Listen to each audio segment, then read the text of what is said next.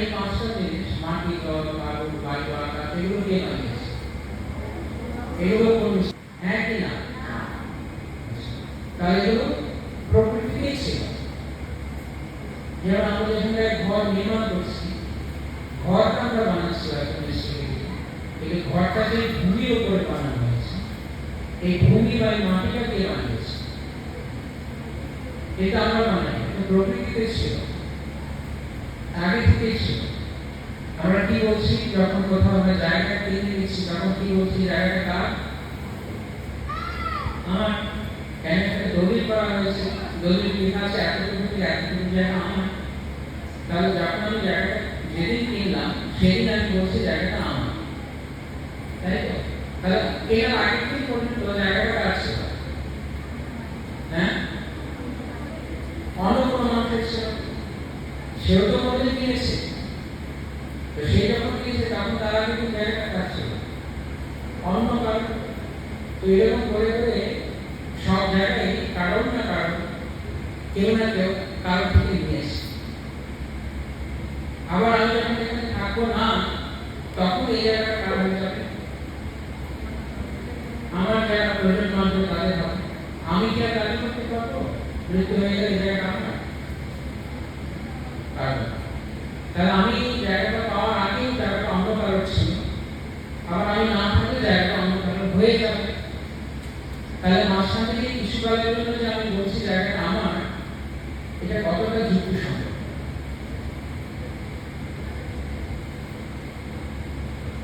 আসলে এই জায়গাটা আমার, আমার না? তাই বলছি আমরা টাকা কিনছি, আমি বলছি আমি মূল্য দিয়ে কিনে নিয়েছি।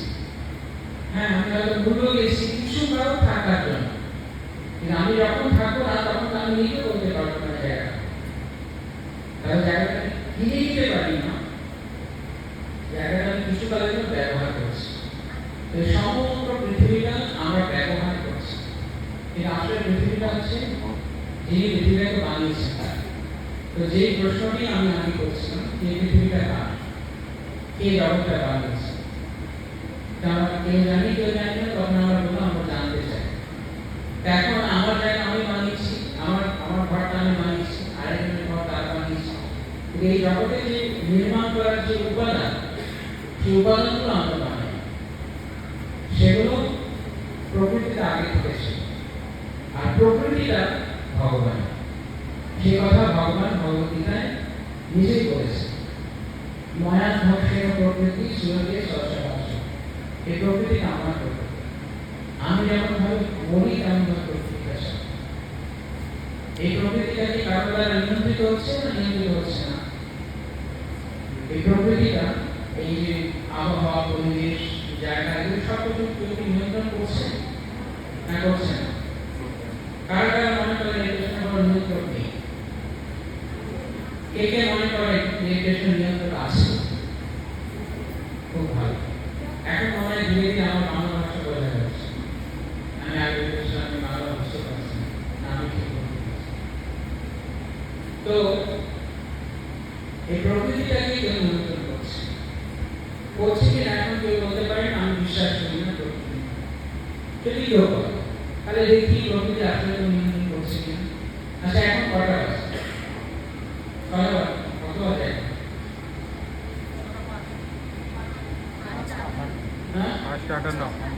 ছটা 5:58 জায়গা, তো মোটামুটি 6টা বাজে, ঠিক আছে? তো 6টার সময় এখন আমরা কি আশা করবো? বাইরে আবহাওয়াটা কেমন হবে, আলোটা কিরকম হবে? কেন? হ্যাঁ, এই যে 6টার সময় অন্ধকার আসবে ধীরে ধীরে, এই কথাটা আমরা বিশ্বাস করছি কেন? না দেখলেও ঘরের মধ্যে থেকেও সব দরজা জানলা বন্ধ থাকলেও যদি ঘড়িতে দেখি 6টা বাজে, তাহলে কি আমরা অনুমান করতে পারবো বাইরে এখন কতটা আলো আছে? পারবো? পারবো না? পারবো না? পারবো। কেন? কেন? আমি খুব সহজ সহজ প্রশ্ন করছি, কিন্তু মনে হয় আমার সহজ প্রশ্ন আমার বুঝতে সমস্যা আছে। বুঝতে পারবো না 6টা বাজে কেমন আলো থাকতে পারবে? কেন পারবো?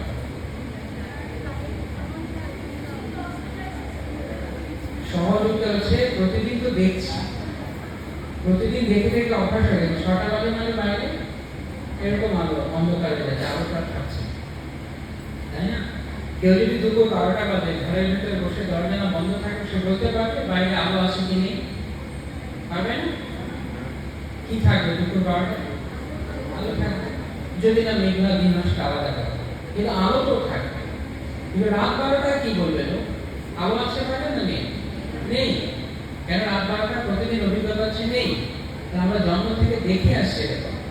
এখন কোন একদিন হঠাৎ করে যদি এমন হয় রাত্রি 1টা বাজে আর চারদিকে আলো ঝলমল করছে, খুব আপনার সমর্থ হয়ে গেছে, বিশ্বাস হবে না? হবে?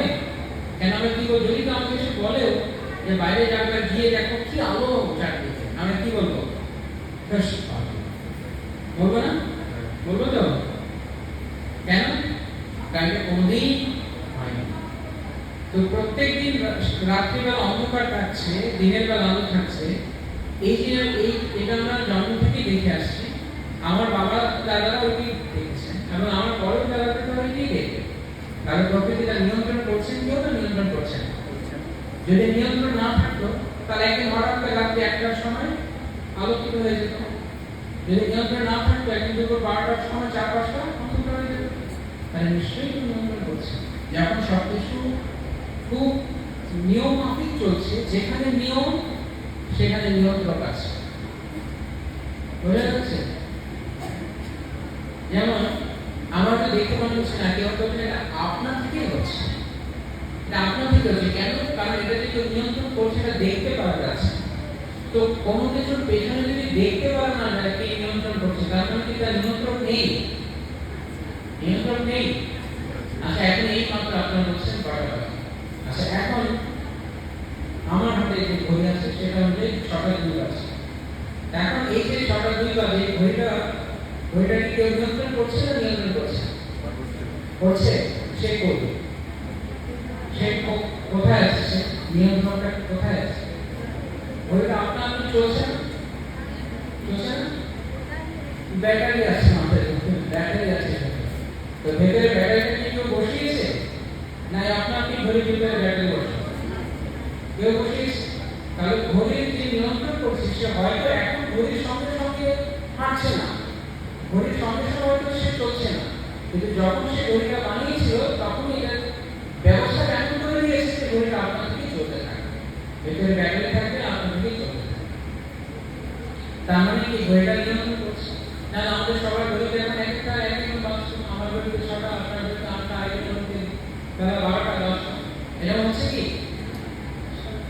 তার মানে ঘড়িগুলো সংরক্ষিত, কিন্তু নিয়ন্ত্রণটা দেখা যাচ্ছে ঠিক একই রকম ভাষা। কারণ এখনো পর্যন্ত আমার কথাগুলো বুঝতে পারছেন না, এখনো পর্যন্ত আমি কি বলছি সেটা বোঝা যাচ্ছে। কে কে বুঝতে পারছেন হাত তোলো? আচ্ছা, এখন প্রশ্ন আছে, এখন পর্যন্ত যতটুকু আমি বলেছি সেই কথাগুলো কি যুক্তি সঙ্গত, যৌক্তিক না অযৌক্তিক? যৌক্তিক। তাহলে এবার প্রকৃতির কথা আমরা ছিল, প্রকৃতির নিয়ন্ত্রণকে দেখা যাচ্ছে। এই যে সন্ধ্যা 6টা হতে অন্ধকার হয়ে যাচ্ছে, আবার দুপুরবেলা রোদ থাকছে, মাঘ মাসে ঠান্ডা পড়ছে, তারপরে বৈশাখ জ্যৈষ্ঠ মাসে অনেক গরম পড়ছে। তো এইটা কে নিয়ন্ত্রণ করছে? এটা তো দেখা যাচ্ছে। এটা কি নিয়ন্ত্রিত? প্রকৃতি নিয়ন্ত্রিত? নিয়ন্ত্রিত।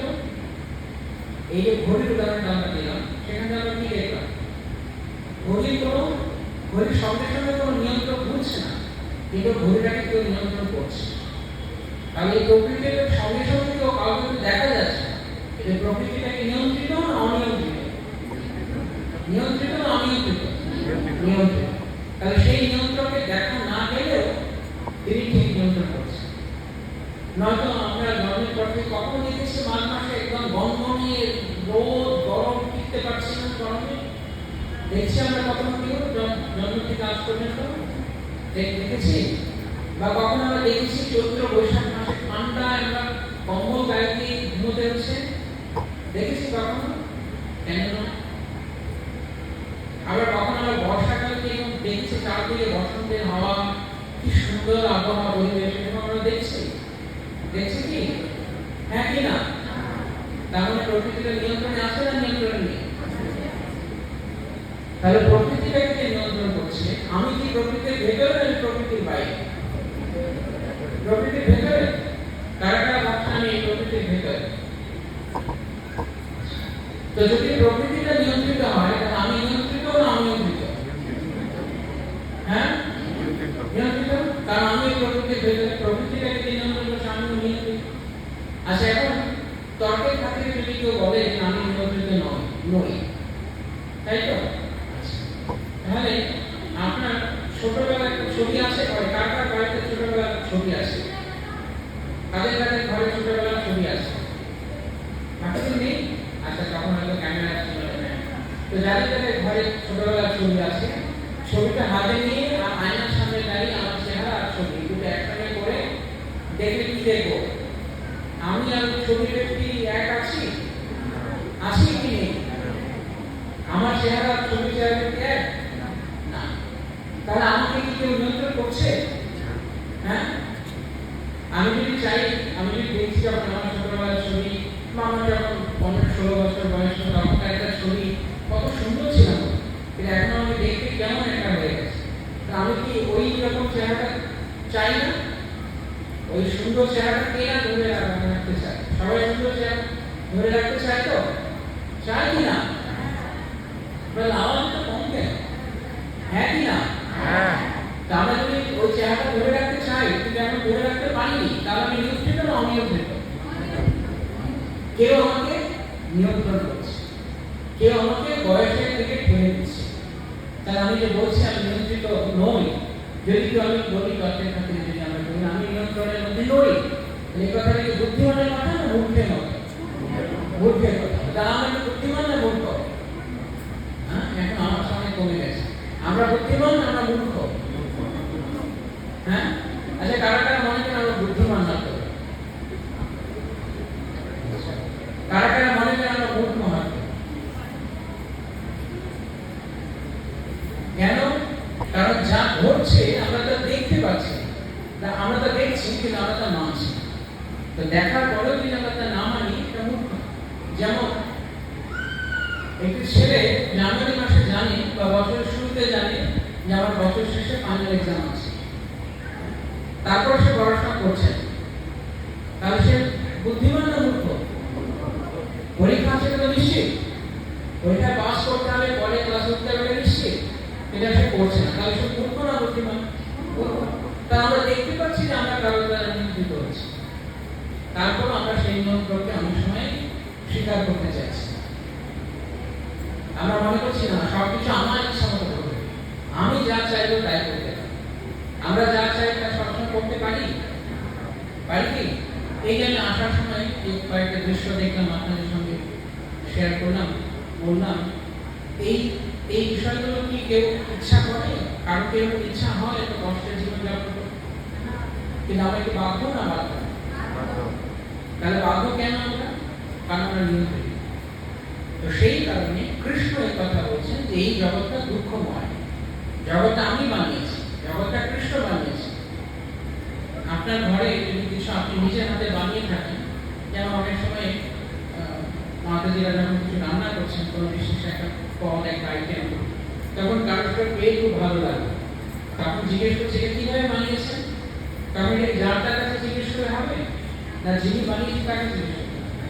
যিনি বানিয়েছেন তাকে জিজ্ঞেস করে সে বলতে পারে এটা কিভাবে বানানো হচ্ছে। পরিষ্কার বোঝা যাচ্ছে? তো এখন এই জগৎটা যে বানিয়েছে সে বলে, যেমন এই মোবাইলটা যে বানিয়েছে সে বলতে পারবে যে মোবাইলটাতে কি কি বিষয় কাজ করছে, কিভাবে মোবাইলটা ফাংশন করছে সে বলতে পারবে। আমি আপনি কি আন্দাজ করে হবে? আমরা আন্দাজ করে আমরা কিছুটা জ্ঞান পেতে পারি এখান থেকে যে, কিন্তু একদম পুরোপুরি কে বলতে পারবে যে মোবাইলটা বানিয়েছে।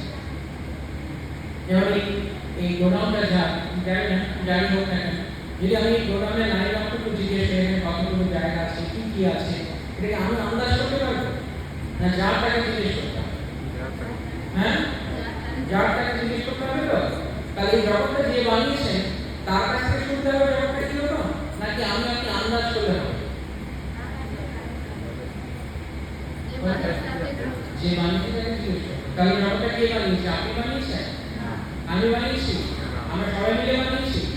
বানিয়েছে? কৃষ্ণ বানিয়েছে। একটু আগে কিন্তু এটা প্রমাণিত হয়েছে বা এটা সিদ্ধান্ত হয়েছে যে আমরা কিন্তু থাকছি বলে কিছু কালের জন্য, কিন্তু আমরা মনে নেই কিছুদিনের জন্য আমরা থাকছি। কারণ যিনি বানিয়েছেন তিনি বলছেন, এই পরিবেশটাকে যিনি তৈরি করেছেন তিনি বলছেন যে জগৎটা দুর্গম। তাহলে আমি কেন এরকম কথা বলবো না? একটা সুখে এটা কোন বিচার হলো? এটা কি ধরনের বিচার হলো? বুদ্ধিমানের মতো না বোকার মতো? বোকার মালিক মানাই, কিন্তু আমি বলছি জগৎটা সুখ। তো কৃষ্ণ বলছেন এই জগৎটা দুর্গম। এখন প্রশ্ন হচ্ছে, এর পরবর্তী প্রশ্ন হচ্ছে, কৃষ্ণ পরমেশ্বর ভগবান, ভগবান মানে পরম পিতা। তো পিতা কেন চাইবেন যে সন্তানরা দুঃখে থাকে? কোন বাবা চায় যে তার সন্তানরা দুঃখে থাকে না, কোন বাবা চায়, তারা চায় সন্তান ভালোভাবে থাকে।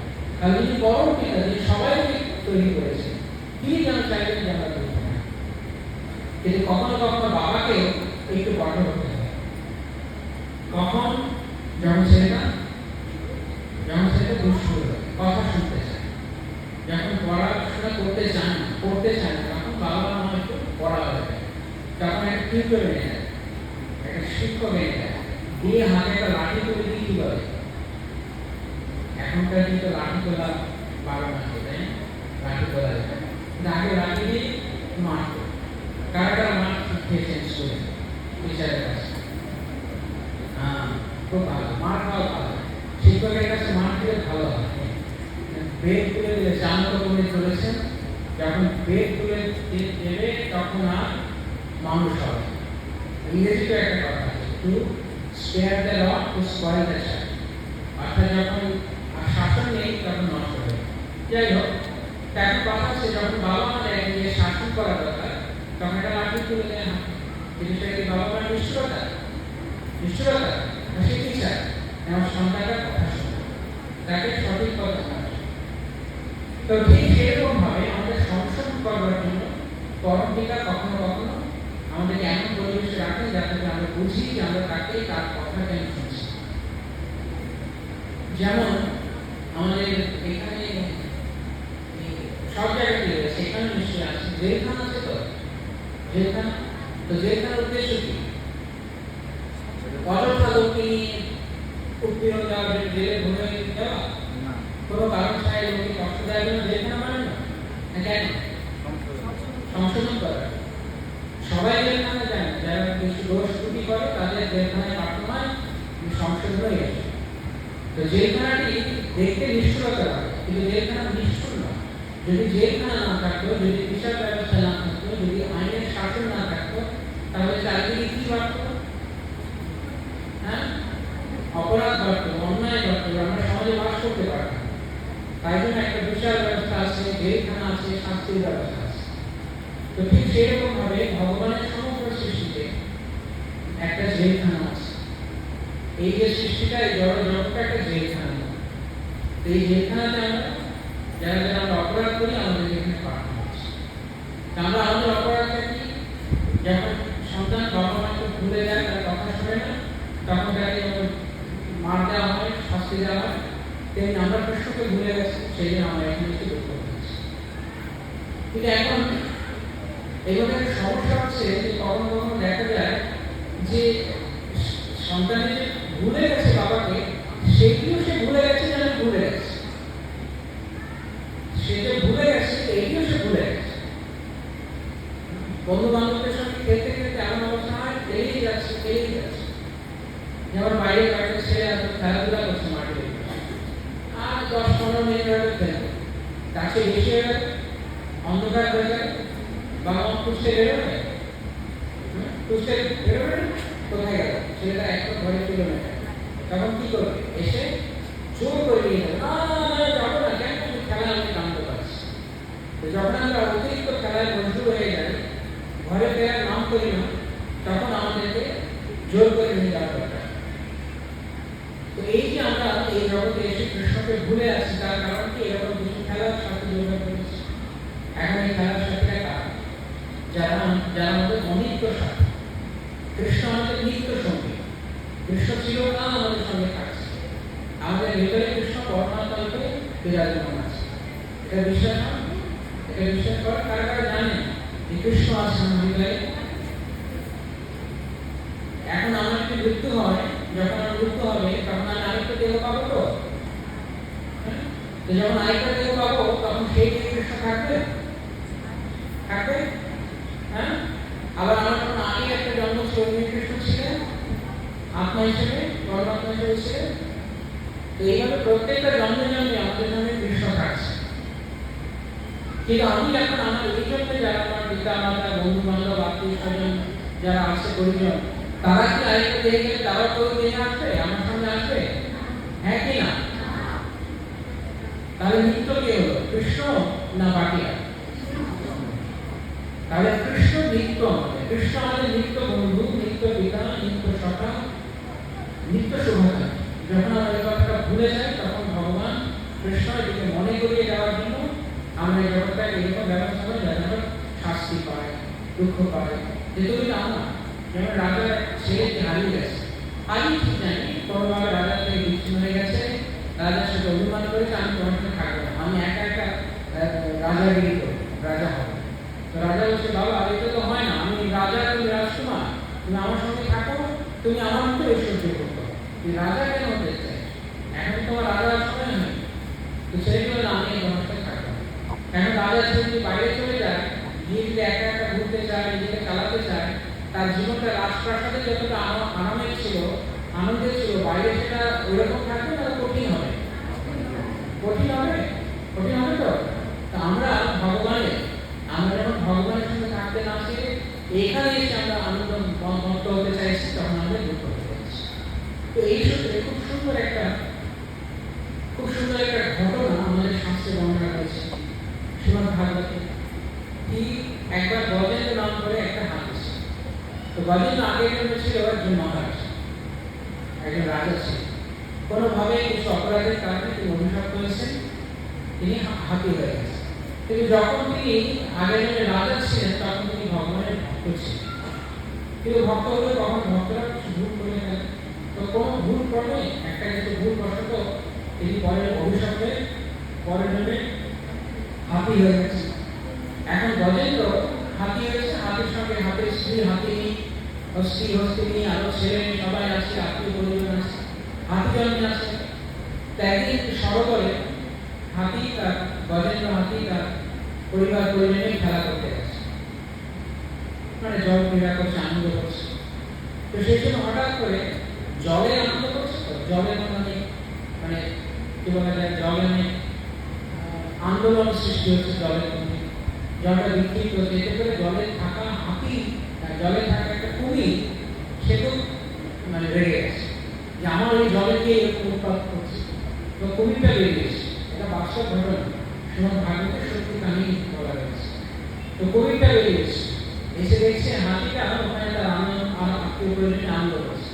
এটা দেখে তার খুব হিংসা হচ্ছে যে একটা ডাঙার পশু জলের মধ্যে এসে এখন আমার জলে এসে আমাকে বিরক্ত হয়েছে। ওই কুমিরটা গিয়ে হাতিটার পায়ে একদম কামড় দিয়ে হয়েছে। এইবার আপনারা জানেন হাতি অনেক শক্তিশালী, অনেক শক্তিশালী। হাতি চাইলে অনেক শক্তিশালী ঘরটা করতে যাবে। কারণ হাতির যত শক্তি হোক না কেন, হাতিটা ছিল জলে, হাতি তো জলের প্রাণী না, হাতি ডানার প্রাণী, স্থলের প্রাণী। আর জলের প্রাণীকে কুমির।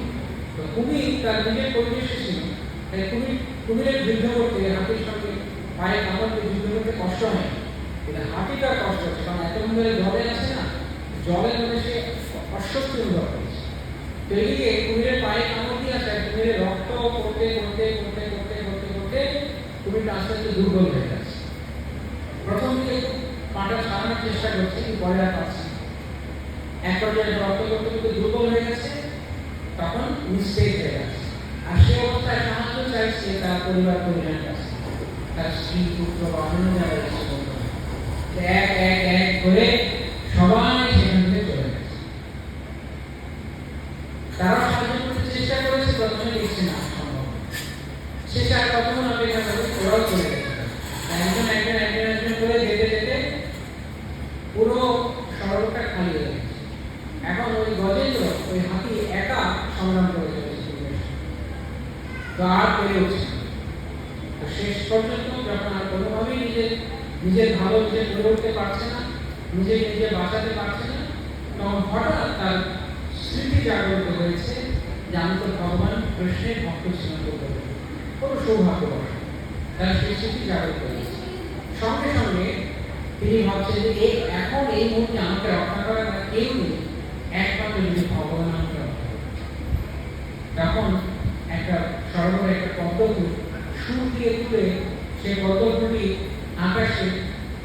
আকাশের দিকে তুলে ধরে প্রার্থনা করছে যে হে ভগবান, দয়া করে আমাকে এই মহাবিপদ পরিত্রাণ করুন, আমার আর কেউ নেই, আপনি আমার একমাত্র ভরসা।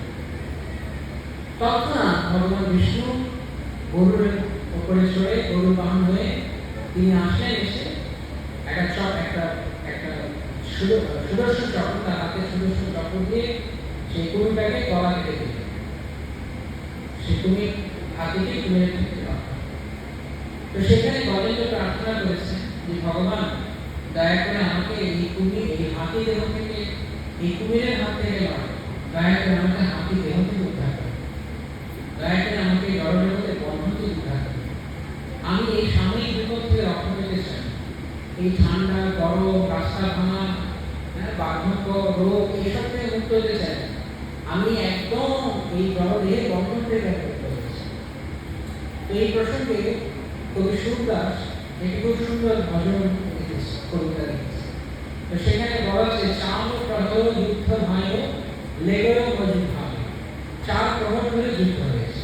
4 প্রহর মানে কবিতা সারাদিন, 4 প্রহর মানে অষ্টপ্রহরে একদিন হয়। 4 প্রহর মানে পুরো একটা অর্ধেক বেলা ধরে যুদ্ধ হয়েছে। তো সেটি কাছে সংকেত, এটি প্রতীকী। আমাদের জীবনে আমরা এরকম 4 প্রহর ধরে যুদ্ধ করছি। 4টি প্রহর জীবনে 4টি সময় প্রতীক। জীবন একটা মানুষের সাধারণত ধারণা করে নিয়ে আইছে 100 বছর। 100 বছরকে 4 ভাগে ভাগ করলে 25, 25, 25, 25। প্রথম 25 বছর আমরা কি করছি? প্রথম 25 বছর নিজের জীবনে নিজেকে এস্টাবলিশ করার জন্য চেষ্টা করছি, নিজেকে প্রতিষ্ঠা করার জন্য চেষ্টা করছি।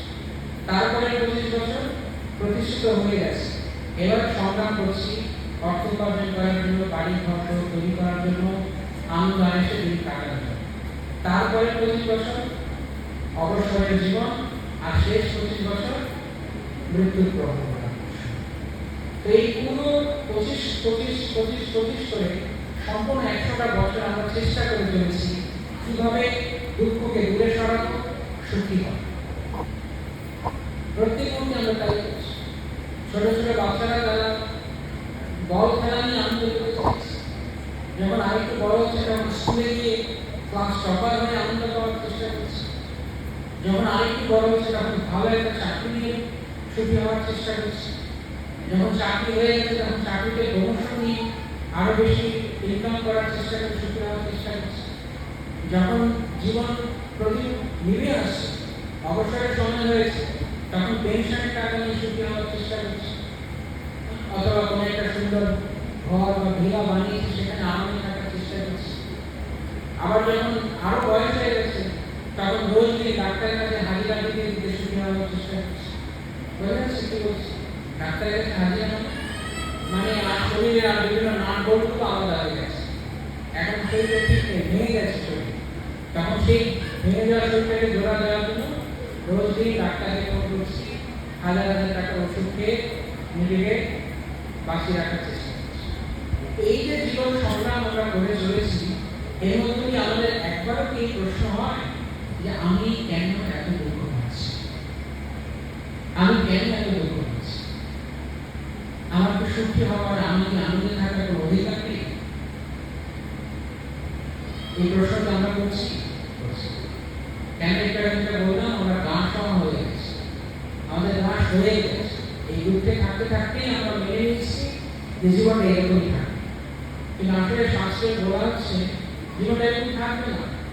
আমরা অমৃতস্ব করতে, যিনি আনন্দময় অমর ভগবান, আমরা তার করতে, তাই আমরা অমর। আমাদের রোগ শোক জড়া বার্ধক্য হওয়ার কথা নয়, তারপর আমাদের হচ্ছে কেন? আমরা ঠিক যেমন ওই ছেলেটি রাজপুত্রটি রাজপ্রাসাদ থেকে বেরিয়ে এসছে, ফলে রাজপ্রাসাদের আনন্দ আসে ভোগ করতে পারছে, বুঝা যাচ্ছে? যদি আবার সেই রাজপ্রাসাদে ফিরে যান, তাহলে আবার রাজ বৈভব, রাজ ঐশ্বর্য ভোগ করতে পারে।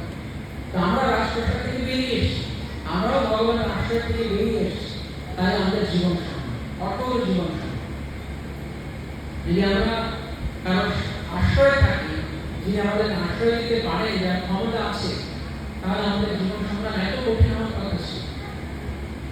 যেটা আমরা বলছিলাম যে জগৎটা কে বানিয়েছে? ভগবান বানিয়েছে, কৃষ্ণ বানিয়েছে। তা আমরা কি কৃষ্ণের কথা মতো আমাদের জীবনে চলছি? কৃষ্ণ যেভাবে চলতে বলছে চলছি না। তার ফলে স্বাভাবিকভাবেই যেমন ভারতবর্ষের আইন আছে, সংবিধান আছে, কিন্তু যদি আইন সংবিধান অনুযায়ী না চলে, তাহলে স্বাভাবিকভাবে সে কার দ্বারা দণ্ডপ্রাপ্ত হবে? পুলিশের বিচার ব্যবস্থা।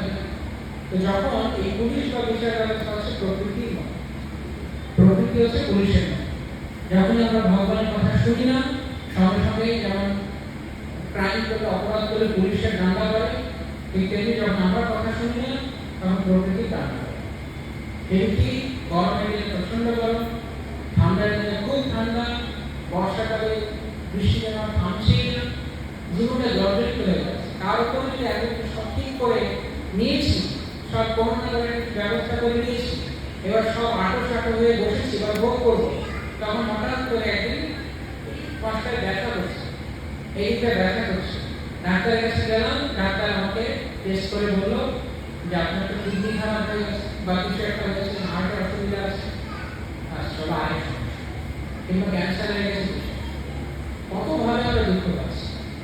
তাই আমাদের এই জীবনটি, এই অনিত্য জীবনটি আমরা চাইলে এটিকে নিত্য জীবনে পরিণত করতে পারি। এই যে আমরা এখানে অনিত্য জীবন যাপন করছি, সবকিছু একরকম নয়। যে আমরা বলছিলাম আমার ছোটবেলার চেহারাটা এরকম আছে, একই রকম আছে, ছোটবেলার চেহারাটা একই রকম আছে, আবার 20 বছর পরে কি এরকম চেহারা থাকবে? তাহলে সবকিছু পরিবর্তন হচ্ছে থাকে না। আমরা কি পরিবর্তন চাই? আমরা একই রকম থাকতে চাইছি, পারছে কি? পারছে না। কিছু জন একটা আমাদেরকে বল প্রয়োগ করছে পরিবর্তন। তাহলে এই যে এত পরিবর্তনের মধ্য দিয়ে আমরা অপরিবর্তিত থাকতে চাইছি কেন? অপরিবর্তিত থাকতে চাওয়ার ইচ্ছাটা যাচ্ছে কোথা থেকে? সেই প্রশ্ন আমাদেরকে করতে হবে। সেই প্রবণতা আমাদের মধ্যে আছে যে আমরা চাই সবসময় এরকম সুস্থ, সবল, সুন্দর থাকবো, তাই তো? কিন্তু থাকতে পারছি না কেন? প্রকৃতির নিয়ম আমাকে বাধ্য করছে। কিন্তু থাকতে চাওয়ার যে প্রবণতাটা, সেই প্রবণতাটা এসে আত্মা, তার আত্মা নিত্য।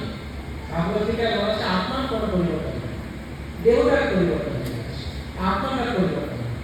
যেমন ওই আপনাদের ঠিক ঘরের বাইরেই ইলেকট্রিক পোলটা আছে বা ইলেকট্রিকের যে পোস্টটা আছে, ওখান থেকে বিদ্যুৎ আসছে। এখন যে তার দিয়ে আমার ঘরে বিদ্যুৎ আসছে, তারটা কখন খারাপ হয় না হয় না? হয়। তো খারাপ হয়ে গেলে আমি কি করি?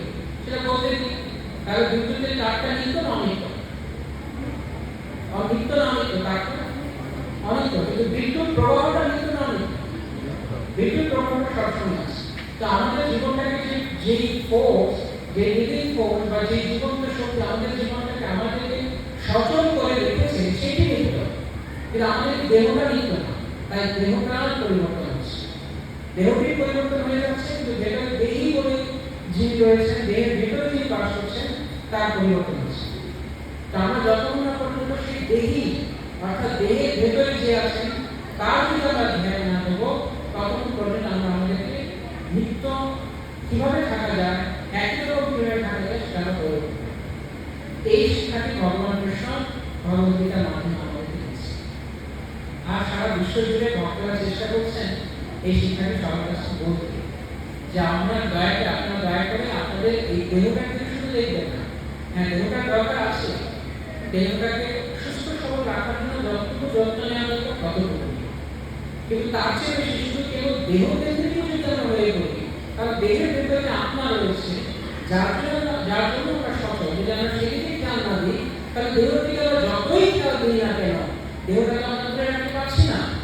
দেহটা তো নিত্য নয়, তাহলে তার পিছনে সব পরিশ্রম, সব খাটুনি দেহের পিছনে দিয়ে গেলাম। আত্মার চিন্তা কবে করবো? আমি যে নিত্য সেই ধ্যান আমরা কখন? সেজন্য দেহটাকে কেবল ততটুকু যত্ন নেওয়া যতটুকু দরকার। এই প্রসঙ্গে রঘুপাল একটি সুন্দর উদাহরণ দিয়ে বুঝিয়েছেন। যেমন কেউ ঘরে একটা পাখি পুষেছে, তো পাখি একটা দামি খাঁচা নিয়ে এসে আর তার মধ্যে পাখিটাকে রাখে। এখন পাখিরা যখন খাঁচার ভিতরে আছে তখন প্রতিদিন খাঁচাটা লোকটা পরিষ্কার করছে, খাঁচাটা দামি খাঁচা, অনেক দাম দিয়ে খাঁচাটা কিনেছে। এখন খাঁচাটাকে পরিষ্কার করছে, কিন্তু পাখিকে খাওয়া দেয়, পাখির যত্ন করে, খাঁচা পরিষ্কার করছে কিন্তু পাখি কোনো খেয়াল করছে। তাহলে পাখিটা সেই খাঁচার মধ্যে আনন্দ থাকবে আর দুঃখে থাকবে। খাঁচাটা যতই দামি হোক না কেন, যত তার দরকার, খাঁচার না পাখি, পাখির দরকার, খাঁচারও যত্ন দরকার, খাঁচারও যত্ন দরকার, কিন্তু খাঁচার জন্য পাখি না পাখির জন্য খাঁচা? কারা কারা মনে হচ্ছে খাঁচার জন্য পাখি? কারা কারা মনে হচ্ছে পাখির জন্য খাঁচা? পাখির জন্য খাঁচা। তাহলে আমি যদি পাখিকে যত্ন না নিই তাহলে খাঁচার যত্ন করে কি হবে? আমি তাহলে শুধু খাঁচাটা ঝুঁকিয়ে রাখি, পাখি কেন? তাই যে জীবন্ত ভূমিতে জীবন্ত পাখি তার যত্ন না নিয়ে যদি পাখা শুধু খাঁচার যত্ন লাভ কি? সেটা আমাদের দেহটা হচ্ছে একটা খাঁচা। এখন সেই খাঁচাটাকে আমরা পরিষ্কার করছি, ভালো লাগছে কেন? এই জন্য ভেবে আপনার যতদিন আছে দেহ আর আপনার ঠিক থাকে। কিন্তু পুরো সভ্যতাটা যদি খাঁচা কেন্দ্রিক সভ্যতা হয়ে যায় তাহলে তো সমস্যা আছে। এখন আমাদের যে জীবন চলছে, যে যুগ চলছে, চারিদিকে সবাই খাঁচাকেই যত্ন নিচ্ছে, কিন্তু পাখিরা কোশ্চেন করছে। প্রভুপাদ যখন আমেরিকাতে গেলেন, যখন কৃষ্ণ ভক্তি বার্তা নিয়ে আমেরিকানদের বোঝাতে চেয়েছেন, তখন প্রভুপাদ প্রশ্ন করেছে, এই যে তোমাদের আমেরিকাতে এত বড় বড় বিশ্ববিদ্যালয় আছে, সেখানে কোথাও ফিজিক্স পড়াচ্ছে, কোথাও কেমিস্ট্রি, কোথাও ম্যাথমেটিক্স, কত কিছু পড়াচ্ছে, এগুলো বিভিন্ন জ্ঞান এই দেহটাকে চালানোর জন্য দিচ্ছে। ইঞ্জিনিয়ারিং, মেডিকেল সায়েন্স এগুলো পড়াচ্ছে, আমাদেরও আছে, ডাক্তারি বিদ্যা আছে, প্রযুক্তিবিদ্যা আছে, কিন্তু এখানে কোথায় আপনার বিজ্ঞান আছে? আপনার সম্পর্কে কোন কলেজে কোন ইউনিভার্সিটিতে পড়ানো হয়? কোথাও আছে? কোথাও নেই। বরং খুবই হাস্যকর ব্যাপার এই, আমরা যেটাকে বায়োলজিক্যাল সায়েন্স বলছি, জীববিজ্ঞান, সেই জীববিজ্ঞানের কাকেই পড়াশোনা করছে, জড় দেহটাকে, তাই না? বলছে জীববিজ্ঞান, কিন্তু পড়াশোনা কাকে নিয়ে হচ্ছে, পড়ার সাবজেক্টটা কি? দেহ। দেহ নেই, তাহলে দেহটা জড় না দেহটা চেতন? আমাদের যে দেহটা একটা জড় না চেতন দেহ? হ্যাঁ, জড় দেহ। আমি কারা কারা মনে করেন যে দেহটা জড় দেহ? কে কে মনে করেন দেহটা জড়? কারা কারা মনে করেন দেহটা চেতন? আর বাকি কারা কারা জানেন না কিন্তু জানতে চান দেহটি জড় না চেতন? কে কে জানতে চান দেহটি আসলে দেহটি জড়, কিন্তু দেহটি চেতন বলে দেখা যাচ্ছে। যেমন এখন যদি আমাকে কেউ চিমটি কাটে, আমি ব্যথা পাবো, পাবো তো? বিশ্বাস করছেন? তার নিজে কিছু চিমটি মাসে ব্যথা কেন? এখন এই মুহূর্তে দেহটা চেতন আছে, কিন্তু এই একই দেহ যদি আমি মৃত্যুবরণ করবো, যখন আমার দেহ, আমরা যেটাকে বলি মৃত্যু হয়ে গেছে, তখন ওই মৃত দেহতে যদি কেউ চিমটি কাটে তাহলে ব্যথা পাবে? মৃত দেহটাকে যখন আগুনে দিয়ে দেয় চিৎকার করে, কিন্তু এখন যদি একটুখানি ধূপকাঠির আগুন হাতে লাগে বা একটু কোনো কড়াইয়ের হাড়ির তাপ লাগে, কেন? এখন দেহটা চেতন। যে একই দেহ যখন ইলেকট্রিক চুল্লিতে বা শ্মশানে চিতায় গেলে তখন তার মধ্যে কোনো চেতনা নেই, তাহলে কি পরিবর্তন করবে? সবকিছু একই আছে নাকি? মৃত্যুর সময়ে হাত পা নাক কান খুলে যায়, খুলে পড়ে যায়, এরকম হয় কি? একই থাকে। তাহলে কি এমন হলো এই একই দেহ যাকে এখন চিমটি কাটতে ব্যথা পাচ্ছি, পরে ব্যথা পাচ্ছি,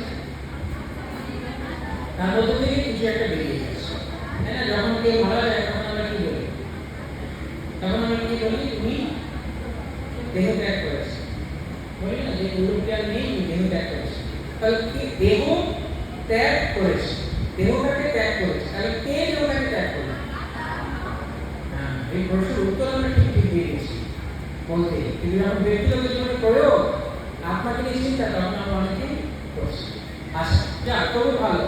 তাহলে এটা আমরা বুঝতে পারছি যে দেহটা একজন ত্যাগ করে, আদারওয়াইজ আমরা কেন বলতাম যে দেহ ত্যাগ করেছেন, উনি দেহ ত্যাগ করেছেন। কে দেহ ত্যাগ? উনি তো শুয়ে আছে, তাহলে কে দেহ ত্যাগ করবেন? কিছু একটা বস্তু যা এতদিন আমরা দেখিনি, এতদিন আমরা খেয়ালই করিনি, সেই দেহ ত্যাগ করতে হবে। তাহলে এতদিন আমরা কাকে বলতাম যে উনি আমার দাদা, উনি আমার কাকা, উনি আমার মামা? কাকে বলতাম? এই দেহটাকে? যদি দেহটাকে বলতাম, যদি দেহটা তো আছে, তাহলে এখন আর কেন বলছি না? কেন বলছি আমার মামা দেহ ত্যাগ করে গেছে, আমার বাবা, আমার পিতা দেহ ত্যাগ করে? কেন বলছি? তাহলে আমরা কাকে মনে করি? আমরা যদি যাকে মনে করেছি আসলে তিনি সে নন, তার ভেতরে যে সোল, তার ভেতরে যে ফোর্স, তার ভেতরে যে জীবনী শক্তি বা আত্মা, তাকে আমরা আসলে আমাদের পিতা, তিনি আমাদের পিতা বলি। তিনি আসলে তাকে আমরা সম্বোধন করতাম, কিন্তু আমরা না বুঝতে পেরে আমরা দেহটাকে বলতাম। তো সেই জন্য এই দেহটা জড় না চেতন এখন বুঝতে পারা গেল। এখন কারা কারা বুঝলেন দেহটি জড় না চেতন? কে কে মনে করছেন দেহটি চেতন? দেহটি চেতন কারা কারা মনে করছেন? দেহটি চেতন, দেহটা জড়, এটা কারা কারা মনে করছে? কারা কারা এটা বুঝতে পেরেছেন যে দেহটা জড়? এখনো অনেকে বুঝতে পারে, এখনো বুঝতে অসুবিধা আছে। আর একবার বলবো, আচ্ছা ধরুন এই চোখটাকে আমি দেখতে পাচ্ছি তো, হ্যাঁ, এই চোখটাকে কাটালে আমি দেখতে পাচ্ছি। এখন যখন আমার দেহ থেকে আত্মা বেরিয়ে যাবে, তখন এই চোখটা এরকম থাকবে তো? থাকবে না। কি বলছি? থাকবে না? থাকবে না এরকম চোখ? থাকবে। যে কান দিয়ে আপনারা শুনতে পাচ্ছেন, এই কানটা এরকম থাকবে তো? কিন্তু তখন কি আমরা শুনতে পাবো? তাহলে কি হলো? সবটা একই আছে, তাহলে শুনতে পাচ্ছি না, দেখতে পাচ্ছি না কেন? তাহলে কি বেরিয়ে গেল দেহ থেকে? কিন্তু সে আপনাকে আমরা দেখতে পাচ্ছি। এখন এই দেহটা, এই আপনারা যতদিন দেহের ভিতরে ছিল, কান শুনতো, চোখ দেখতো, জিহ্বা স্বাদ গ্রহণ করতো, নাক ঘ্রাণ নিতে পারতো, এখন কিছুই করতে পারছে না যখন দেহটা থেকে আপনার বেরিয়ে গেছে। তাহলে দেহের মধ্যে দেহ আছে এবং আত্মা আছে। তো এই দেহের যখন আমরা যত্ন নিচ্ছি, তাহলে তুলনামূলকভাবে কার বেশি যত্ন হওয়া উচিত? দেহের না আত্মা? কারা কারা মনে করছেন আপনার বেশি যত্ন হওয়া উচিত? দেহটাকে যে চাল দিয়ে রেখেছে তার যত্ন হওয়া উচিত? আচ্ছা, কারা কারা মনে হচ্ছে না দেহের বেশি যত্ন নেওয়া উচিত? প্রভু এখন মনে হচ্ছে দেহের বেশি যত্ন নেওয়া উচিত। ঠিক আছে, এই জড় জগৎটা সবাই দেহের যত্ন নিয়ে চলেছে, কিন্তু সমস্যার সমাধান করতে পারছে? আচ্ছা আপনারা বলুন, আমরা যত বিজ্ঞান এগোচ্ছি, আমরা তো প্রতিদিন বিজ্ঞান এগোচ্ছি, আমরা বলছি বিজ্ঞান আমরা অনেক এগিয়েছি। আচ্ছা, বিজ্ঞান এগোলে আমাদের যে দুঃখ, অর্থাৎ শারীরিক যন্ত্রণা, কষ্ট, এগুলো কমা উচিত না বাড়া উচিত? বিজ্ঞান এগোলে আমাদের বিজ্ঞান যদি অগ্রসর হয়, তাহলে আমাদের দৈনিক যন্ত্রণা বাড়া উচিত না কমা উচিত? কমা উচিত। কম্পিউটার এগিয়েছে, তাহলে আমাদের যন্ত্রণা কমা উচিত। কিন্তু হাসপাতাল কমছে না, হাসপাতাল বাড়ছে, তাহলে বিজ্ঞান এগিয়েছে? এই প্রশ্নটা নিজেই করুন, আমাকে তো যারা নিজেই করুন। আমরা বলছি আমরা অনেক এগিয়েছি, তাহলে হাসপাতাল কেন বাড়ছে? আর চারিদিকে কসমেটিক ইন্ডাস্ট্রি একটা অ্যাডভার্টাইজমেন্ট কেন? বাধ্যকরী ঠেকানোর তো চেষ্টা কেন যদি আমরা এগিয়েছি? আমরা হয়তো এগিয়েছি, বাহ্যিকভাবে এগিয়েছি, কারণ আমরা শুধু দেহটাকে কেন্দ্র করে এগিয়েছি। আমরা এখনো জানি না দেহটাকে নিয়ে সচল করে আছে। সেই জন্য শাস্ত্রে বলা হচ্ছে যে আপনার সম্পর্কে যার জ্ঞান নেই সে মূর্খের মতো জীবন ধারণ করছে, কারণ দেহটাকে সচল করে রেখেছে আমরা। যদি আমরা এই দেহের যত্ন করি তাহলে কোনো আপত্তি নেই, কিন্তু দেহের যত্নটা যেন এত মাত্রায় না চলে যায় যে আপনি আপনাকে একদম পুরোপুরি অবহেলা করে উপেক্ষা করে আপনি শুধু দেহেরই চিন্তা যত্ন করছেন। তাতে লাভ হবে কি? খরচা হবে, সময় লাগবে, কিন্তু একদিন অসহায়ভাবে প্রকৃতির কাছে আত্মসমর্পণ করে দেহটাকে ছেড়ে দিতে হবে। তার আমাদের এতদিনের প্রচেষ্টা কি হলো? তো এই কথাকে আমাদেরকে প্রকাশ করতেছে। তো ওই যে গজেন্দ্রের কথা আমরা বলছিলাম, তিনি অনেক চেষ্টা করেছেন তার দেহটাকে বাঁচিয়ে রাখেন, কিন্তু এক পর্যায়ে গিয়ে দেখলেন যে আমি ডুবে গেছে অসহায়।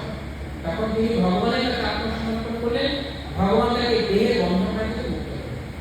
এই দেহটা কি সুখ দেয় বেশি না দুঃখ দেয় বেশি? কারা কারা মনে করছে দেহটা সুখ দেয় বেশি? কে কে মনে করছে দেহটা দুঃখ দেয় বেশি? তো দেহটাকে যদি দুঃখ বেশি দেয়, তাহলে এই দেহটাকে নিয়ে এত এত প্ল্যান প্রোগ্রাম চলছে। যে দুঃখ দিচ্ছে তাকে নিয়ে একটা প্ল্যান। এক একটা অঙ্গ প্রত্যঙ্গ যদি আমরা চিন্তা করি, অঙ্গ প্রত্যঙ্গগুলিকে সুখ দেয় বেশি, দুঃখ দেয় বেশি। একটা যে কোনো একটা অঙ্গকে নিতে হলে আমার কানটা নিয়ে, হ্যাঁ, আমার কানটা আমাকে কিভাবে সুখ দিতে পারে? প্রসাদ থেকে, হ্যাঁ, গান শুনে, কথা শুনে, তাই তো? কিছু শুনেই কানটা আনন্দ দেয়, চোখটা একটু দেখে আনন্দ দেয়। এখন আপনি কখনো বলতে পারেন কান তুমি দেখে আনন্দ পাও, পেতে পারবে? চোখকে যদি চোখ তুমি শুনে আনন্দ পাও, পেতে পারবে? তাহলে সীমিত না অসীমিত? সীমিত। কান কেবল শুনতে পারে, চোখ কেবল দেখতে পারে। কিন্তু এবার একই কান একই চোখকে যদি আপনি যন্ত্রণা দিতে চান, কতভাবে যন্ত্রণা দিতে পারে? চোখটাকে কষে দিয়ে, কিছু ভারী বস্তু দিয়ে আঘাত করে, কিছু ধারালো বস্তু দিয়ে খোসা দিয়ে, কিছু তাপ দিয়ে, কতভাবে করা যায়। কিন্তু সুখ কেবল এক, দেখে। আনন্দটা কেবল দেখে, কিন্তু দুঃখটা অনেক। একইরকম গান কেবল শুনে, কিন্তু গানটাকে কতভাবে দুঃখ দেওয়া যায়? কানটা বলে দিয়ে, কানটাকে কেটে দিয়ে, কানটাকে ফেঁচে দিয়ে, কতভাবে দুঃখ দেওয়া যায়। এভাবে যত অঙ্গতত্ত্ব ভাষা আপনি নিজেই বাড়িতে চিন্তা করে দেখবেন, সে অঙ্গত দুঃখ দেয় বেশি না কষ্ট দেয় বেশি? শরীরটা যদি দুঃখ না দিত, তাহলে হাসপাতাল ক্লিনিক বাড়ত না। এগুলো বাড়ছে মানে শরীরটা দুঃখ দিয়ে যাচ্ছে। এখনকার দিনে আমরা এমন এমন রোগের নাম শুনছি, একটা বিশেষ রোগ আমরা জানতাম না। জ্বর যায়, কিছু হালকা ঠান্ডা এসব, এখন অনেক ভয়ানক রোগ হচ্ছে। গত 5 বছর আগে পৃথিবীটা হিলিয়ে দিয়েছে কে?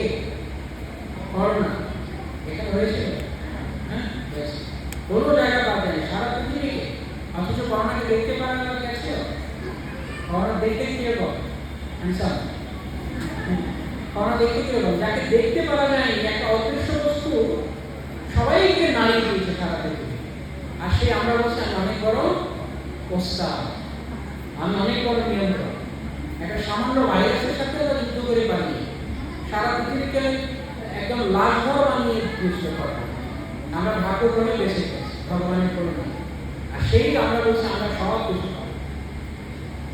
এতই আমরা বড় ওস্তাদ, আমাদের দেহ আমাদের এত আনন্দ দেয় যে একটু মাথা ব্যথা করলেই সামনে 56 ভোগ থাকলেও খেতে ইচ্ছা করে। আমরা এত বড় বড় ওস্তাদ আছি। তাহলে দেহটাকে দুঃখ দিচ্ছে সেটা বোঝার চেষ্টা করতে হবে। তো দেহটা যদি দুঃখ দেয়, তাহলে এখন আমরা কি করবো?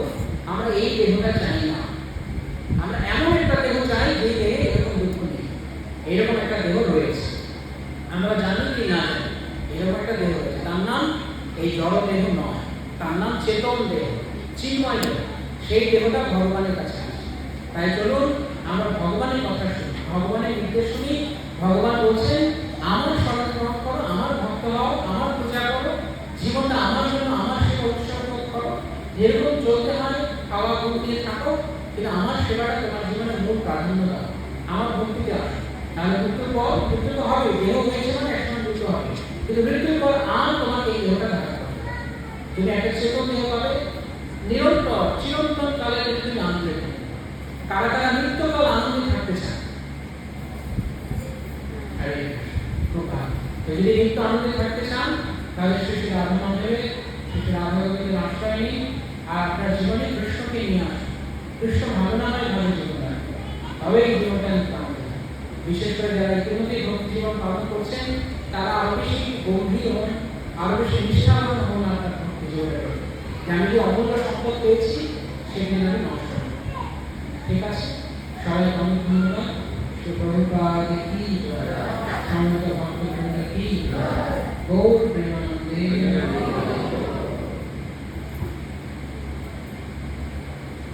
আর কোনো প্রশ্ন আছে কি? প্রশ্নের সময় আছে কি আমি জানি না। যার যদি কারো কোনো প্রশ্ন থাকে, কিছু জিজ্ঞেস করতে চান, আপনার মনে প্রশ্ন উঠছে এটা এরকম কিছু সংশয় আছে, তাহলে জিজ্ঞেস করতে পারেন। আমরা চেষ্টা করবো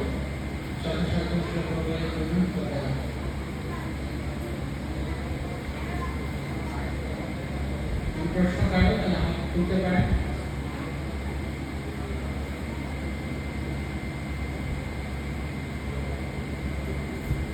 আচ্ছা, প্রশ্ন নেই। আমার একটা দোষ আছে, যদি কাছের পরে কেউ প্রশ্ন না করে তাহলে আমি, যদি আপনাদের প্রশ্ন নেই তাহলে আমি এখন প্রশ্ন করবো। চলবে? হ্যাঁ,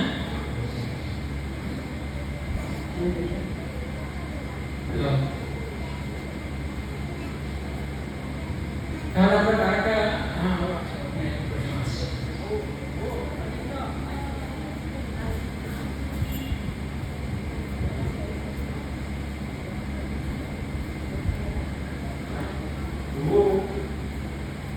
আমরা সবাই সবসময় কাজে ব্যস্ত সংসার জীবনে, কিন্তু আমরা ভক্তির টাইমটা কীভাবে করবো, কীভাবে আমরা আমাদের আত্মাটাকে ভক্তির মাধ্যমে এগিয়ে নিয়ে যাবো। ধন্যবাদ। টাইম আমরা সবসময় ব্যস্ত আছি, যে ব্যস্ততাটা কাটিয়ে কীভাবে, মানে ব্যস্ততাও থাকবে, ভক্তিও আসবে। ধন্যবাদ। তো আপনার নিশ্চয়ই সন্তান আছে, ভাই, আশা করছি। কতজন? তো আপনার নিজস্ব কাজ আছে, নিজের কাজ, চাকরি বা ব্যবসা? ছেলেমেয়েদেরকে আপনার দেখতে হচ্ছে, দেখতে হচ্ছে, ও বড় হয়ে গেছে, দেখতে হতো এক সময়, তখন আপনি চাকরি ব্যবসা করতেন, তো কিভাবে টাইম বের করতেন? স্কুলে নিয়ে যাওয়া বা পড়াশোনা কিভাবে টাইম বের করতেন? রোগ হলে, অসুস্থ হলে হাসপাতালে নিয়ে যাওয়া, টাইম পেলেন তো? কেন? আপনার কাছে কি মনে হয়, কেন আপনি টাইম পেলেন? আপনার কাছে তাদেরকে কি মনে হতো যে আপনি টাইম বের করতেন? নিজের মনে করতাম, তারা যখন ছিল না, মানে যখন ভগবান তাদেরকে আপনার কাছে পাঠাননি, তখন আপনার জীবনে ব্যস্ততা ছিল তো? মনে ছিল। তারা আসার পরে ব্যস্ততা ছিল তো? মনে ছিল। কিন্তু তারা দুজন বড় হয়েছে তো? হ্যাঁ, এখনো আছে। ওই তো বড় হয়েছে, এখন আছে, কিন্তু তাদের জন্য কিভাবে আপনি টাইম পেলেন? থেকে বেশি ভালোবাসি মানুষ করতে হবে। ধন্যবাদ। তাহলে উত্তর কি হবে আপনার প্রশ্ন? তো আমরা ভগবানের টাইম পাচ্ছি না, ভালোবাসতে পারছি না। আসলে জীবনে দায়িত্ব থাকুক, যাই থাকুক না কেন, আমরা প্রিয়জনদের জন্য সময় দিতে কখনো কোনোভাবে আমরা ম্যানেজ করে নিচ্ছি। যতই ব্যস্ততা থাকুক, যাই থাকুক, ঠিক আমরা সময় করে, কারণ আমাদের প্রিয়, আমরা আমাদের জীবন অগ্রাধিকার দিতে হবে। এখন শুধু অগ্রাধিকার বলে একটা কথা রয়েছে, তো কৃষ্ণকে জীবন অগ্রাধিকার দিতে হবে। অন্যান্য কাজ তো রয়েছে অগ্রাধিকার। তাই সকালবেলা যখন আমরা বেরোবো, ঘর থেকে বেরিয়ে যাওয়ার আগে ভগবানের জন্য, ভগবানের নাম জপ করা, ভগবানের পূজা আরাধনা করে বের হওয়া। আর যখন আমরা বেরোচ্ছি তখন ভগবানের কাছে প্রার্থনা করি, কৃষ্ণ, আমার দেহটাকে নির্বাহ করার জন্য কিছু কাজ করতে হচ্ছে, আমাকে বাইরে যেতে হচ্ছে, তুমি আশীর্বাদ করো যে এই কাজের মধ্যে দিয়ে আমি সবসময় তোমাকে স্মরণ করতে পারি, তোমার নাম উচ্চারণ করতে পারি। তারপরে আবার যখন কাজ শেষ হয়ে গেল, সারাদিন সন্ধ্যাবেলা ঘরে গিয়ে আবার ঘরে ফিরে এসে টেলিভিশনে না চালিয়ে ভগবানের পুজো, আরতি, জপ, গ্রন্থ পাঠ, এগুলো জীবন চালানোর জন্য যতটুকু দরকার ততটুকু। আর অযথা সময়টাকে অপচয় না করে এই সমস্ত মোবাইল অতিরিক্ত পরিমাণে ঘাঁটা, অনেক সময় মোবাইল ঘাঁটতেই থাকে। 5 মিনিটের জন্য ফোনটা হাতে নিই, 5 ঘন্টা পরে খেলা হয়, আমি তো দেখতে গিয়েছিলাম, হয়ে গেছে, এর দরকার হয় মানে হাত তুলে আমার নাম নিয়েছে, এরকম বলে ভর্তি করে তো সবাই হয়, তাই না? তো এই অভ্যাসগুলো আমাদের কমাতে হবে। ঘরে যদি টেলিভিশন নামে পোকা বাক্স থাকে, তাহলে সেটাকে নির্বাচনে দিয়ে দিতে হবে, যে কোনো কাজ নেই, পোকা বাক্স যাবে, কি করবে? অযথা সময় নষ্ট করা না করলে ভগবান সবাই 24 ঘন্টা দিয়েছে, শুধু আমার জন্য না, আপনার জন্য না, সকলের জন্য 24 ঘন্টা। কেউ এই 24 ঘন্টা দিয়ে কেউ বিশাল কিছু করে নিচ্ছে, অনেক কিছু করে জগৎ প্রতিষ্ঠিত হয়ে যাচ্ছে জাগতিকভাবে। আবার এই 24 ঘন্টাটা কি কেউ অপচয় করে খেয়ে ঘুমিয়ে আমরা কোথায় যাচ্ছি? বুঝতে পেরেছি কি বললাম? শেষ অংশটা কি বলেছি? একদম শেষে কি বললাম? তখন মোবাইল আমার কাছে যে আমরা যে অযথা সময়গুলো নষ্ট করছি সেগুলো না করে ওই সময়গুলো আমরা তাহলে যথেষ্ট সময় আছে। ভগবান 24 ঘন্টা বুঝেই দিয়েছে। আমরা ঘুমোই কতক্ষণ? নর্মাল মানুষ কতক্ষণ ঘুমায়? 6 থেকে 8 ঘন্টা। ভক্তদের জন্য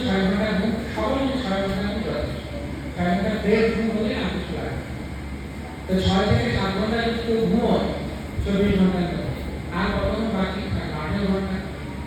হ্যাঁ, 18 ঘন্টাতে আমরা চাকরি ব্যবসার মধ্যে কতক্ষণ দিই? 10 ঘন্টা, 8 ঘন্টা, আরো 8 ঘন্টা, ঠিক আছে, আরো 8 ঘন্টা। তাহলে 18 ঘন্টা থেকে আরো 10 ঘন্টা বাদ দিয়ে দিলাম। এখন আরো কত ঘন্টা আছে?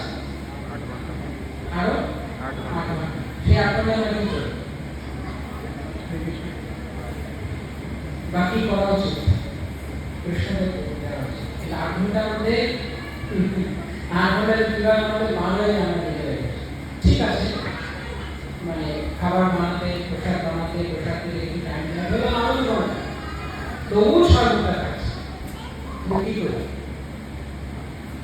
বন্ধু বান্ধবের সাথে গল্প, আড্ডা, কেউ এর সাথে ওর সাথে কথা, ঠিক আছে, বললাম আরো 2-3 ঘন্টা, আরো 2-3 ঘন্টা এখন থাকছে। সেই 2-3 ঘন্টা খেয়ে নিয়েছে এই বস্তু। তো এইসব আমাদের দেখতে হবে, আমরা কেন সময় এত ব্যস্ততার মধ্যেও, যতই ব্যস্ততা থাকুক যাই থাকে, যদি কোনোদিন ভগবান না করুক কারণ পেটের সমস্যা হয়, দিনে 5-6 বার বাথরুম যেতে হচ্ছে, টয়লেটে যেতে হচ্ছে, আমরা যাই কি যাই না, তখন যত কাজ থাক না কেন আমরা সময় বের করি তো, তাহলে প্রায় অগ্রাধিকার করে আমাদের জীবনে কৃষ্ণ কত অগ্রাধিকার করছে। আশা করছি। হরে কৃষ্ণ।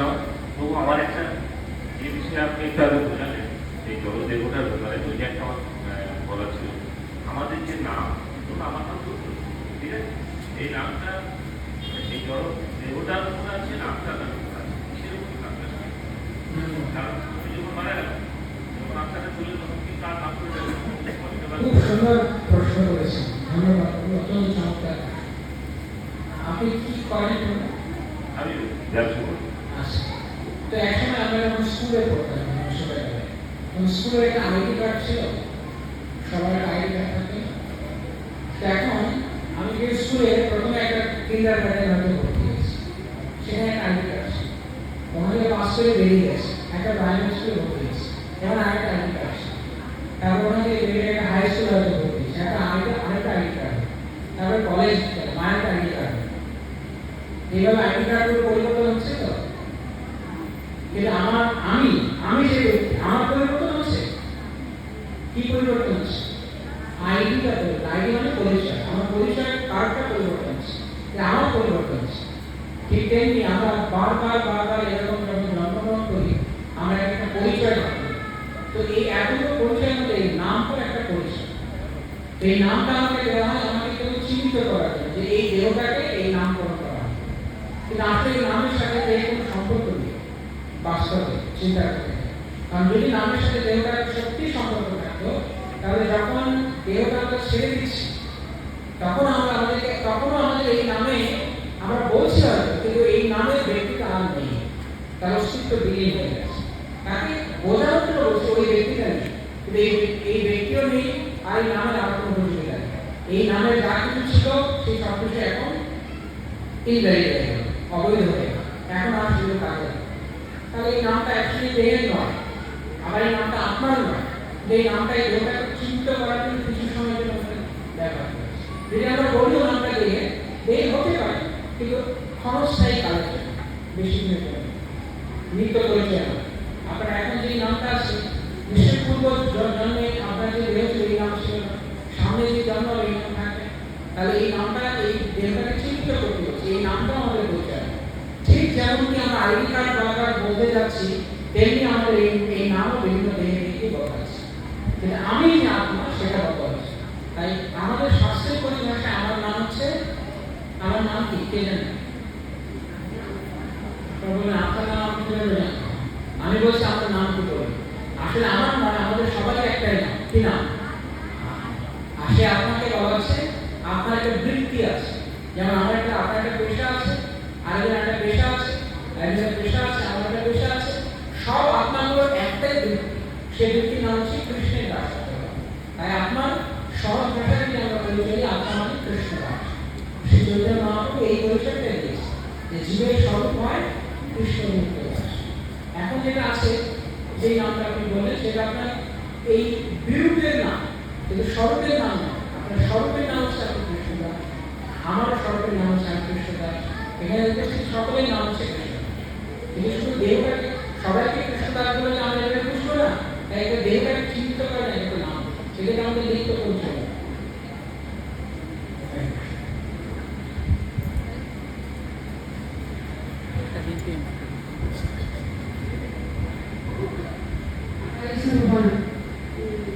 ভগবান শ্রীকৃষ্ণ একজন, কিন্তু হিন্দু মুসলিম এবং খ্রিস্টান তাহলে কেন বলেন? ভগবান কৃষ্ণ একজন, ভগবান তো একজনই কৃষ্ণ, তো হিন্দু মুসলিম আর খ্রিস্টান তাহলে কেন বলেন?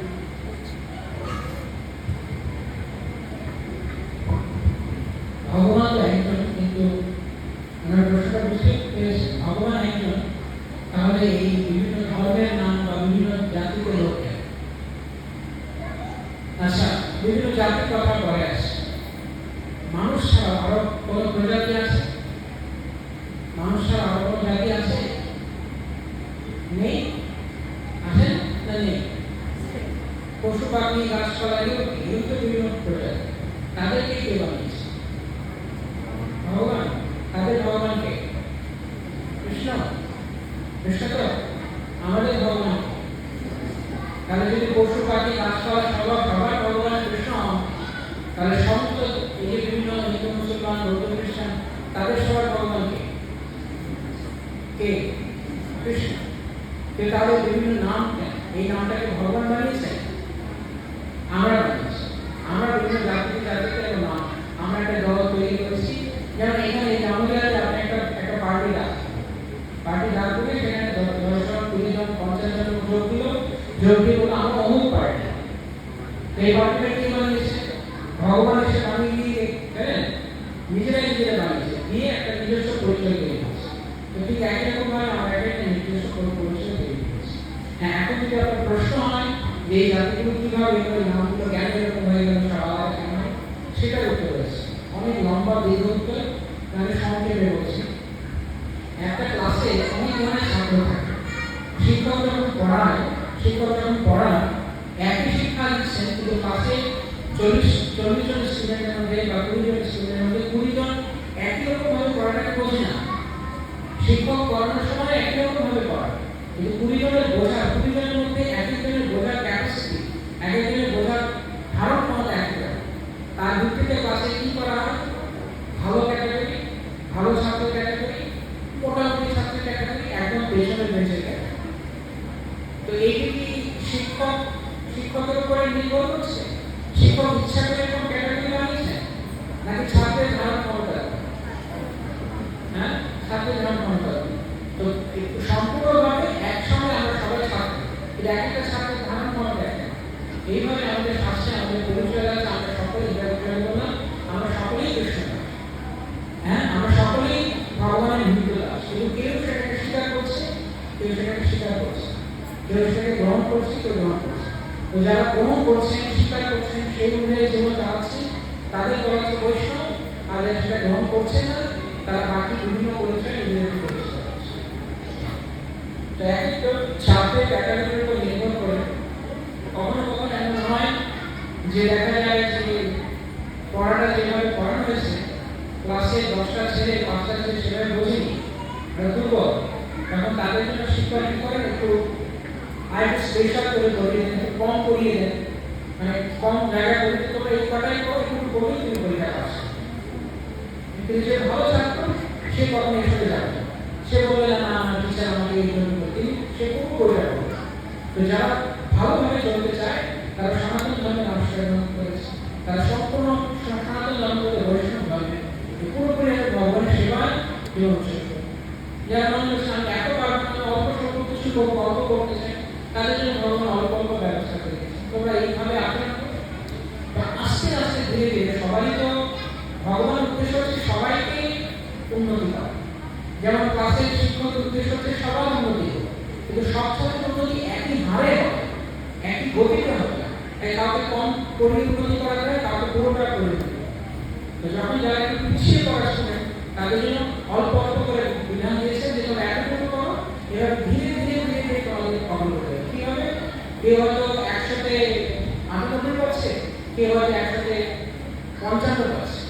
95 পাস করছে আর একটা 98 পাস করছে, কিন্তু দুটো পাশে একরকম না, দুটো একরকম না, দুটো অনেক পার্থক্য আছে।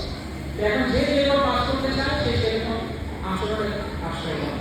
কোনোটা এটাকে আমরা নাম দিয়েছি, কোনোটা হিন্দু ধর্মের আশ্রয়, কোনোটা মুসলমান ধর্মের আশ্রয়, কোনোটা বৌদ্ধ ধর্মের আশ্রয়, কোনোটা খ্রিস্টানের আশ্রয়, কিন্তু সবাই একই ভগবানই আলোচনা করতে চাইছে, কিন্তু যে যার জায়গাতে যতটুকু পারছে ততটুকু। আপনার প্রশ্ন ছিল যে কেন এতগুলো ধর্ম? কারণ যার যার ধারণ ক্ষমতা নেই।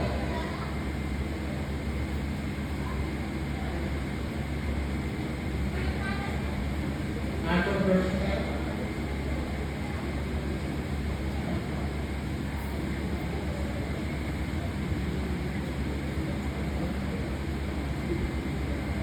কিছু প্রশ্ন আছে, কারণ কিছু জিজ্ঞেস করতে চান, জানতে চান?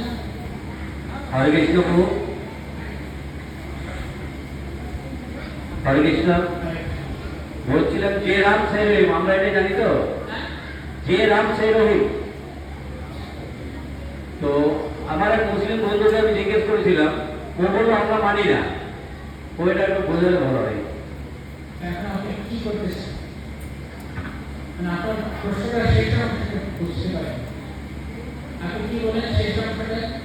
যে রাম সে রহিম। সেটা বুঝতে পেরেছি। তারপর তো আমি আমার আমি আমার একটা মুসলিম বন্ধুকে বলেছিলাম যে রাম সে রহিম। ও বলছে মানি না, কারণ তোদের কি মানে তোদের ঠাকুরের মূর্তি আছে আর আমাদের রহিমের কোনো মূর্তি নাই। তো ওকে আমি কথা বলেছি যে তোর বাবার ছিল বা আছে, তো তোর বাবার ছবি আছে, তোর বাবা যদি ছবি না থাকতো তাহলে তোর ছেলেকে কি করে জিজ্ঞেস জানাবি যে এটা আমার বাবা ছিল। ও এটা সম্পর্কে আমি একটু জানতে চাইছি। এই সম্পর্কে আপনি জানতে চান, তাই তো? এখন দুটো বিষয় আছে। একটা হচ্ছে যদি আপনার কাছে মনে হয় যে আমারটাকে পরিবর্তন করলে খুব বড় কোনো পরিবর্তন জীবনে আসবে, তাহলে আপনি চেষ্টা করে দেখতে পারেন যে তাকে যদি পরিবর্তন করা যায়, মানানো যায়, পরিবর্তন করা যায়। কিন্তু তাকে পরিবর্তন করলে আপনার জীবনে কি কিছু বিশেষ পরিবর্তন আসবে? আপনার জীবনের গুণগত মান কিছু পরিবর্তন হবে কি? তাহলে তাকে নিয়ে আমার মাথা ব্যথা দরকার নেই। আমি ব্যক্তিগতভাবে বলবো তাকে নিয়ে মাথা ব্যথা দরকার নেই। যে যেটা বিশ্বাস করে থাকতে চাইছে তাকে আপনি ইতিমধ্যে বুঝিয়েছে, তারপর সে বুঝতে চাইছে, তাহলে আপনি সে হয়তো জেনেও তর্ক করছে, জানতে মানতে চাইছে। এখন ভগবান একজনই, সৃষ্টিকর্তা কখন দুজন হতে পারে? যদি ভগবান দুজন হতেন, ভগবান আল্লাহ চাইও না, যদি দুজন হতেন তাহলে ভগবানের মানানোই হতো না। শেষ পর্যন্ত তারা যুদ্ধ করে টিকত, তার দলের উপরে এরকম আমরা কখনো শুনি, কখনো হয়। তো মিছিমিছি আমরা, যিনি ভগবান একজনই আছে, কিন্তু মিছিমিছি আমরা এখানে দলাদলি করে আমরা একে বলে মারামারিটা আমরা করছি। ভগবান কখনো দুজন হতে পারে। আমরা জানি বেদান্তে আছে যে একক এব অদ্বিতীয়, ভগবান এক এবং অদ্বিতীয়, ভগবানের কখনো দুই হয়। দর্শক রূপা যেন আমাদের বুঝিয়েছেন যে যেমন জল, সারা পৃথিবীতে জল আছে না জল নেই? আছে তো জল। আমি এখানে যে আমি বলে আমার পিপাসা পেয়েছি, আমি তৃষ্ণার্ত, তাহলে আমাকে তারা কি খেতে দেবে? যদি আমি জল শব্দটা উচ্চারণ নাও করি, যদি আমি বলি আমি পিপাসার্ত, তাহলে তারা আমাকে কি খেতে দেবে? জল। কিছুদিন আগে আমি যখন জাপান গিয়েছিলাম প্রচারে, ওখানে এরকম তারা জলকে অন্য একটা ভাষা। এখন আমি যদি পিপাসা লেগেছে, আমি যদি ইঙ্গিত দিয়েছি এরকম, তারা কি বুঝতে পেরেছে তারা আমাকে জলে লেগেছে, তাহলে কিছু দেয়। তাহলে জল সারা পৃথিবীতেই জল। এবার আপনি অন্য শব্দে বলুন, অন্য ভাষায়, সেটা আপনার ব্যাপার। কিন্তু তারা আমার ভাষা বুঝছে বা না বুঝুক, তারা বুঝতে পেরেছে আমি কি বোঝাতে চাইছি। তো ঠিক সেরকম ভাবে যখন আমরা বলি যে পরমেশ্বর ভগবান, এটা হচ্ছে আমরা আমাদের সংস্কৃতিতে ভগবান বলছি, তারাও যেমন বলছে। যেমন আল্লাহ শব্দের অর্থ কি? সর্বশক্তিমান। আর ভগবানের একটা দিক হচ্ছে সর্বশক্তি। ভগবান শব্দটির অর্থ পড়াশোনা নিয়ে ব্যাখ্যা করেছে। ভগবান মানে ভগ শব্দের অর্থ ঐশ্বর্য, আর বান শব্দের অর্থ যার আছে। যেমন বলে না রূপবান, গুণবান, ধনবান, সেরকম ভগবান যার ভগ বা ঐশ্বর্য আছে। তো ভগ ছয়টি ঐশ্বর্য কি? সমস্ত শক্তি, সমস্ত সৌন্দর্য, সমস্ত জ্ঞান, সমস্ত বৈরাগ্য, সমস্ত যশ এবং সমগ্র ঐশ্বর্য। এই 6টি বৈভব যার মধ্যে আছে তিনি ভগবান। তো তার মধ্যে একটা ফিচার, একটা দিক হচ্ছে সমস্ত শক্তি। তো আল্লাহ শব্দটা দিয়ে একটা দিককে বোঝানো হচ্ছে সর্বশক্তিমান। কিন্তু যিনি সর্বশক্তিমান তিনি সর্বগুণবান, তিনি সর্বরূপবান, তিনি সর্বধনবান, তিনি সর্বযশবান, তিনি সর্বজ্ঞানবান। শুধু একটা দিককে ওই একটা নামে বোঝানো হচ্ছে। তাতে কোনো আপত্তি নেই, এটা আমাদের কোনো কনফ্লিক্ট নেই, আমাদের কোনো অসুবিধা নেই। আমরা আইনার মানুষের করলাম, আমি আমার একটাবার আল্লাহ করতে তাতে কোনো আপত্তি নেই। আমি জানি আমি কাকে কিন্তু এখন কিছু মানুষ আছে যাদের চেতনা আমাদের সংকীর্ণ, তারা এতটা বিস্তারিত নিতে চাইছেন, তারা যেমন থাকতে চাইছে থাকবে, তাদের উদার দৃষ্টিভঙ্গি নেই। জল সারা পৃথিবীতে জল, আপনি তাকে পানি বলুন, ইংরেজি ওয়াটার বলুন, সংস্কৃতে বা হিন্দিতে আপনি তাকে পানি বলুন, যাই বলুন, উর্দুতে একই হয়। জল জল, জলের কাজ তৃষ্ণা মেটাবে। যদি জল আমাকে তৃষ্ণা মেটাতে পারে সে যেই হোক। তো সেই রকম ভাবে আমরা তিনি রাম হোক, তিনি রহিম হোক, তিনি যেই হোক না, আমরা এটা মানি যে সমগ্র পৃথিবী একজন, সমগ্র সৃষ্টি একজন স্রষ্টার দিক। তাই তুমি সবচেয়ে ভালো কথা, সেই স্রষ্টার নাম কি তা নিয়ে ঝড়াঝাড়িতে না দিয়ে সেই স্রষ্টার কাছে আত্মসমর্পণ, তার ভক্তি অনুষ্ঠান, এটাই সবচেয়ে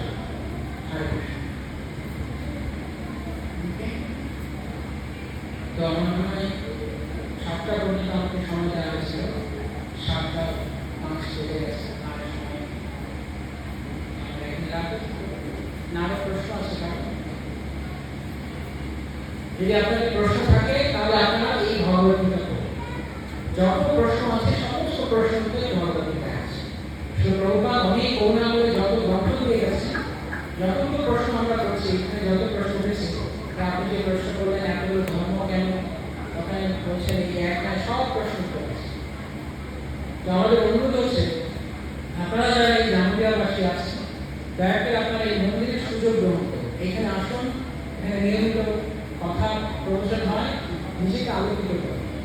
আমরা একটা শব্দ ব্যবহার করি কি, জ্ঞান আলো, জ্ঞান আলো, নলেজ ইজ লাইট। তো জ্ঞান আমাদেরকে আলো দেয়। এখন যেমন আলো আছে, যেমন ধরুন এই যে লাইটটা জ্বলেছে, এটা এক ধরনের আলো, কিন্তু এখন লাইট জ্বলেছে, কিন্তু লাইট জ্বলার পরে ধরুন এই জিনিসটাকে কি বলে আমি জানি না। এই যে কুলারটা আছে, ধরুন আমি কুলারটার নাম জানি না, তাহলে লাইট জ্বলে কুলারটা দেখা গেলে তো আমি বলতে পারবো এটা কি না, আমি নাম জানি না। তাই আসল লাইট ওটা নয়, আসল লাইট হচ্ছে জ্ঞানের লাইট। জ্ঞান আমি কি জানছি, লাইট চলে হবে।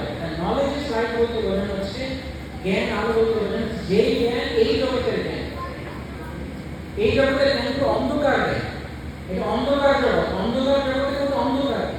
তাই আমাদের বৈদিক শাস্ত্রে বলা হচ্ছে ওম অজ্ঞান তুমি অন্ধস্য জ্ঞানাঞ্জন সদাকার। এই মন্ত্রটা কারা কারা জানে? অনেকে খুব ভালো। এই মন্ত্রের অর্থ কি? ওম অজ্ঞান তিমি, তিমির মানে কি? অন্ধকার। অজ্ঞানের তিমির অন্ধকারে আমার জন্ম হয়েছে। সত্যি সত্যি আমাদের অজ্ঞানের তিমির জন্ম হয় যখন আমরা মাতৃগর্ভে থাকি। মাতৃগর্ভটাকে অন্ধকার না আলোকোজ্জ্বল? অন্ধকার। তো আমরা যখন মাতৃগর্ভ থেকে ভূমিষ্ঠ হই, এই জগৎটাই আসে, এই জগৎটা অন্ধকার। এখন আপনি বলবেন কিভাবে আপনি বলছেন জগৎ অন্ধকার, চারিদিকে এত আলো, তাই তো? চারিদিকে আলো তো, একটু মাথাটা ঘুরিয়ে পেছন দিকে তাকান, গেটের বাইরে অন্ধকার না আলো? কি দেখতে পাচ্ছেন আপনারা পেছনে, অন্ধকার না আলো? অন্ধকার। তাহলে আলো আপনি বলবেন এই তো লাইট চলছে, কিন্তু লাইটটা কি জ্বালিয়েছে?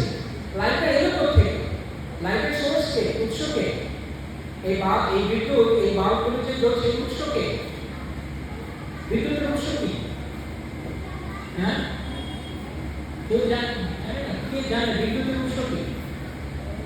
হ্যাঁ, কে জানে? সূর্য। সূর্য হচ্ছে বিদ্যুতের উৎস। সমস্ত আলো যত বিদ্যুৎ আছে তার মূল উৎস হচ্ছে সূর্য।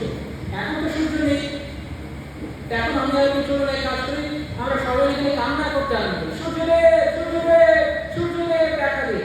সূর্য আসবে? কাছে আসবে? এক কাজ করি, তাহলে আমরা 1000 করে লাইট নিয়ে সবাই মিলে আমরা আকাশে দিকে ধরি। সবাই, আমরা এখানে 100-150 জন যারা আছে সবাই ধরেন 10 লাইট আকাশে ধরি, 1000 করে লাইট। সূর্য দেখা যাবে কি না? দেখা যাবে? যাবে? যাবে। কেন? কারণ অন্ধকার, এই জগৎটা আসলে অন্ধকার। সূর্যদেব করুণা করে যখন উদয় হন তখন আমরা দেখি এই জগৎটা তমসাবৃত জগৎ, অন্ধকারাচ্ছন্ন জগৎ। তো শাস্ত্রে বলা আছে এই তমসাচ্ছন্ন জগতে অন্ধকার ও অজ্ঞান তিমিরান্ধ, সেই অন্ধকার জগতে আমি এসেছি জ্ঞান অঞ্জন শলাকায়। অঞ্জন মানে আলো, দীপ শিখা, জ্ঞানের দীপ শিখা জ্বালিয়ে আমাকে তিনি আলোকিত করেছেন, করে আমার চক্ষু উন্মিলন করেছেন। চক্ষু উন্মিলিতম, চোখ খুলে দিয়েছেন তিনি। চক্ষু উন্মিলিতম ইয়েন, যার দ্বারা এই চোখ খুলেছে, যার দ্বারা আমরা সব দেখতে পাচ্ছি, তিনি হচ্ছেন গুরুদেব। তাই গুরুদেব যিনি ভগবানের প্রিয় প্রতিনিধি, তিনি আমাদের জ্ঞান প্রদান করেন। আমরা আসলে চোখ দিয়ে দেখি না, আমরা চোখ দিয়ে দেখি না, চোখের দ্বারা আমরা দেখি না। হ্যাঁ, আমরা চোখের দ্বারা দেখি, কিন্তু চোখ থাকলে আমরা দেখতে পাই না। বুঝতে পারছেন কি বলছি? চোখ থাকলেই যে দেখা যায় এমন না। অনেকে আছে না যারা জন্মান্ধ আছে, জন্ম থেকে অন্ধ, তাদের চোখ আছে না? চোখ নেই। চোখ আছে না নেই? চোখ এই আঁকা এরকম না, চোখ আছে তো, কিন্তু জন্ম থেকে অন্ধ। তার মানে কি নেই? চোখে কি নেই? চোখে আলো নেই। চোখ আছে, দৃষ্টি শক্তি নেই। তো চোখ দিয়ে আমরা দেখতে পাই না। যেমন এখন সবগুলো লাইট বন্ধ করে দেওয়া হয়, সবগুলো লাইট অফ করে দেওয়া হয়, আমরা দেখতে পাবো? দেখতে পাবো? একই না। কিন্তু চোখ আছে কি? তখন আসে তো চোখ, তাহলে দেখতে পাচ্ছি না। তাহলে আমরা কি চোখ দিয়ে দেখি না আমরা আলো দ্বারা দেখি? আলো না থাকলে চোখ থাকলেও পারে, আলো লাগে। চোখ থাকলেও আলো লাগে, যদি আলো না থাকে তাহলে চোখ আসবে। তো এই যে আলো, এই চোখ হয়তো আমরা মাতৃগর্ভ থেকে জন্ম হওয়ার সময় মায়ের গর্ভে আমাদের চোখ হয়েছে, ভগবানের করুণা আমাদের চোখ হয়েছে, কিন্তু দেখার যে শক্তি সেটি আমাদের, সেই আলোটি আমাদের কৃষ্ণ যদি দেন তবে আমরা বুঝি, তবেই কেউ আমরা বুঝি। তো এই আলোটি পাওয়া যায় গুরুদেবের মাধ্যমে, যিনি ভগবানকে জানেন, যিনি ভগবানকে দেখেছেন। যে মহাত্মা ভগবানকে দেখেছেন তিনি আরেকজনকে ভগবান দেখাতেই পারেন, কারণ তিনি দেখেছেন, তাই তিনি দেখাতে পারেন। তো এই সমস্ত জ্ঞান এই ভগবত গীতায় রয়েছে। সমস্ত জ্ঞান ভগবান শ্রীকৃষ্ণ ভগবত গীতা দিয়েছেন, আর শ্রী প্রভুপাদ তা ব্যাখ্যা করেছেন। শ্রী প্রভুপাদের গ্রন্থ এই ভগবত গীতা পড়ার মাধ্যমে সারা পৃথিবীতে হাজারো হাজার লোক, লক্ষ লক্ষ লোক তারা এখন কৃষ্ণকে জানতে পেরেছে। কই আমাদের মাথা তো আগেও ছিল, আমরা তো কৃষ্ণকে জানি, তাহলে কিভাবে আমরা কৃষ্ণ জানলাম? এই জ্ঞানের মাধ্যমে। তো এই জ্ঞানটি দিয়েছেন শ্রী প্রভুপাদ। আপনারা যদি যারা যারা আরো জানতে চান, নিজেকে আরো আলোকিত করতে চান, তারা শ্রী প্রভুপাদের গ্রন্থ পড়েন। এখানে জামুরিয়াতে ইসলাম জামুরিয়া নিশ্চয়ই গ্রন্থের এখানে ব্যবস্থা আছে, গ্রন্থ আছে আপনাদের কাছে? হরে কৃষ্ণ, গ্রন্থ আছে? গ্রন্থের ব্যবস্থা আছে, আপনারা গ্রন্থ পড়তে পারেন। যদি কারো গ্রন্থ চান, গ্রন্থ লাগে, আপনি এই সম্পর্কে এখানে বসে জানার দরকার নেই। আপনি আপনার অবসর সময়ে ঘরে বসে এসব উল্টোপাল্টা নিউজ না দেখে টাইম নষ্ট না করে বরং নিজেকে আলোচিত গ্রন্থ করার প্রকৃত জ্ঞান অর্জন করেন। যদি চান তাহলে এখানে গ্রন্থ আছে, আপনারা নিতে পারেন।